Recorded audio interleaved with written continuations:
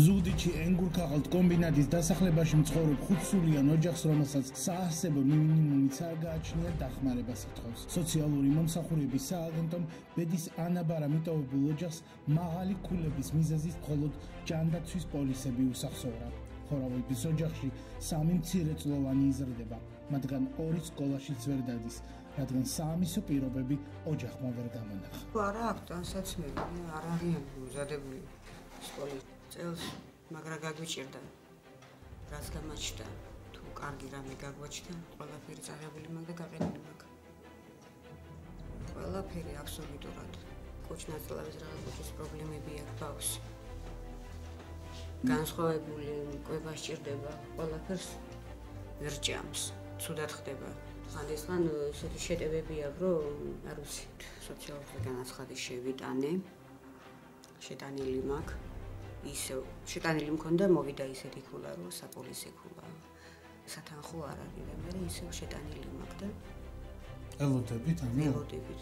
ოჯახის უფროსის ვლადიმერ ხორავას განცხადებით, ოჯახის არჩენად კვირაში ერთხელ კერძო ოჯახებში დადის ელექტრომოწყობილობების შესაკეთებლად, თუმცა თვეცისი ჩაივლის, რომ პურსაც ვერ ყიდულობენ. წინა წლებში ის სხვადასხვა კომპანიებში იყო დასაქმებული. სხვადასხვა მიზეზების გამო მას წელზე მეტია არ უმუშავია.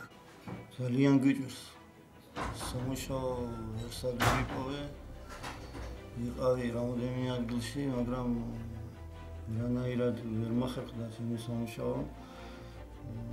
არ არის ალბათ ადგილები და ვარის უმუშევარი. 3 ბავშვები მყავს, სკოლაში ვერ გავუშვი უფლობის გამო. ვარ სპეციალობით ელექტრიკი, მაგრამ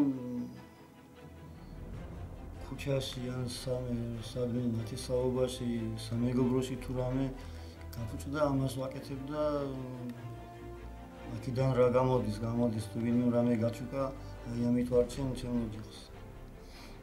ვარ ძალიან კარგი სპეციალისტი, მაგრამ ვერ სადვრიპოვე ადგილი. ხორავების ოჯახში უკვე 5 დღეზე მეტია პორიც არ უჭამიათ. სახლთან ახლოს მდებარე მაღაზიებმა კი აღნიშნულ ოჯახზე პროდუქტების გაცემა სასტიკად აკრძალა. 3-4 ლარი თუ არ გააკეთა და ბავშვებს პურის ფილი თუ არ მოუღო, არიან ისე და იღურებიან, ისე. ბავშვები კი არა, ესენი ყოფილა რაც ყოფილა. ვინ მოგიხმის ამას?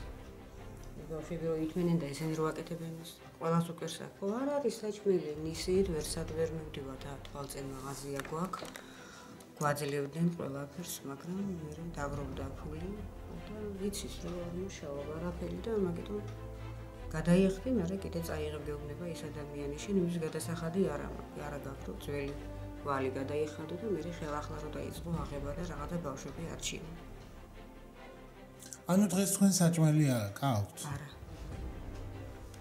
ხორავების 5 სულიანი ოჯახი სახელმწიფოს დახმარებას თხოვს. და რას ითხოვთ ხელისუფლებას, რას თხოვდით დაუშვოთ? ცოტა უკეთესობას, რამე სამუშაოს რაღაცას. ხარდაჭერას არ მდგომას რა ვიცი. ცოტა რაღაცა. ჩემი დასაქმება, ჩემი სპეციალობით. აჰა.